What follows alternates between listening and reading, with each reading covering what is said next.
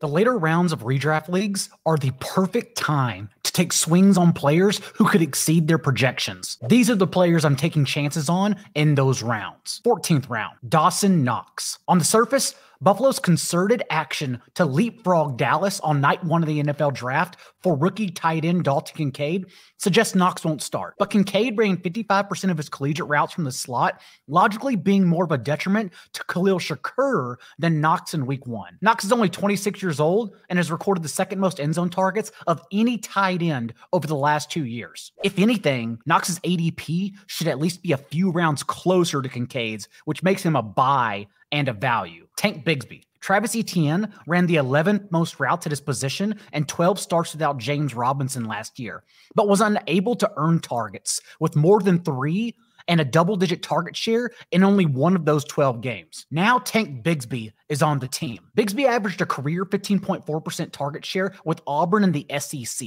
and Coach Doug Peterson has already made it clear the Jaguars will use multiple players in their backfield this season. Bigsby could not only open the year as the Jaguars' pass-catching back, he could actually outperform Travis Etienne if he earns early down carries as well. Round 15, Jayden Reed. Romeo Doubs will likely start in 2 wide receiver sets with Christian Watson after the Packers took Doubs in the 4th round last year. But without Aaron Rodgers on the team, the Packers' target tree is actually ambiguous and unknown. The Packers have the easiest projected passing schedule based on last year's stats. We want to target these receivers, and Reed is going the latest for an unknown situation. 16th round, Sam Howell. Rush attempts per game are actually the stickiest stats for year to year for fantasy quarterbacks. And Howell not only produced 5 carries for 35 yards and 1 touchdown in his lone start for the Commanders last year, he averaged 9.9 carries over 3 seasons and 5.4 rushing points per week in college. Terry McLaurin and Jahan Dotson are both being drafted in the first 7 rounds, so there should be no concern in tacking on Howell in the later rounds of 2 quarterback and superflex leagues,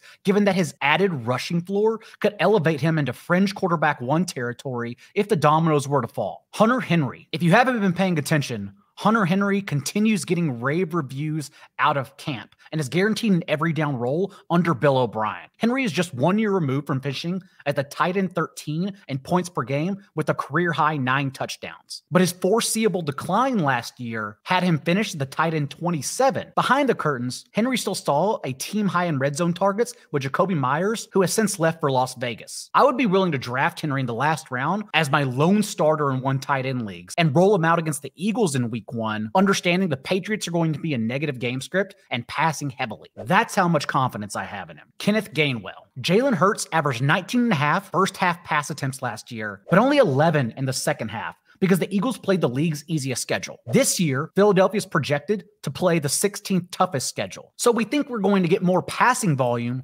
for this offense, given that they're playing tougher teams. And if that's the case, we want this Philadelphia backfield. Fortunately, ADP is allowing us to roster Gainwell 9 rounds later than DeAndre Swift, despite this being an ambiguous situation. 18th round, Marvin Mims. Mims was the first draft pick of Sean Payton's tenure with the Broncos, and his 2.95 career yards per route run ranked 2nd, only to Jackson Smith-Njigba's 3.32 among all Power 5 receivers in this class. Tim Patrick's season-ending Achilles injury opened the door for Mims to not only start from 3 wide sets from week 1, but give him an opportunity to potentially dethrone either Courtland Sutton, who the Broncos shopped this offseason, or Jerry Jeudy, who the team tried to trade for a first-round pick earlier this year. Justyn Ross. There's an ongoing battle at Chiefs camp between 7 different wide receivers.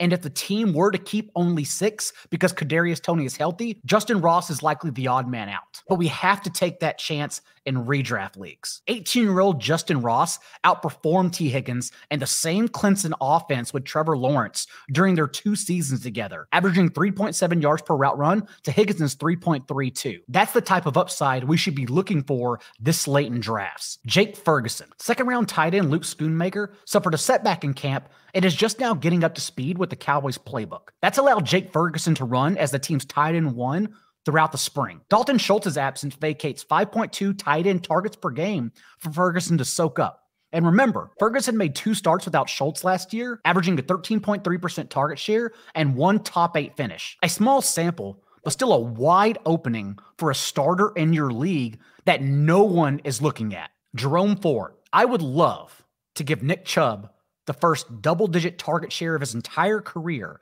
without Kareem Hunt. But we have to understand range of outcomes. In this case, maybe it's Ford who picks up those targets, or Kareem Hunt's 9.2 touches per game. We at least know Ford is the direct backup to Chubb after the team healthy scratched him with the starters in their first preseason game. The coaching staff has also removed Ford from the kick return unit because they reportedly want to give him an expanded role. At worst, Ford is an elite contingency option and an offense we're buying and only one injury away from becoming a top 12 back. At best, he can be flexed in deeper leagues. And finally, Dwayne McBride. No back in this class faced a higher rate of 8-man boxes than Dwayne McBride at UAB last year. But McBride still led the nation in carries to gain 10+ yards. With both Ty Chandler and Kene Nwangwu failing to run away with the number 2 job in camp, that opportunity is wide open for McBride to not only be Alexander Madison's direct backup, but to potentially earn targets as the team's starter in a committee. You can see the rest of my sleepers at 4for4.com/plans. Use the promo code YouTube for 25% off. And remember,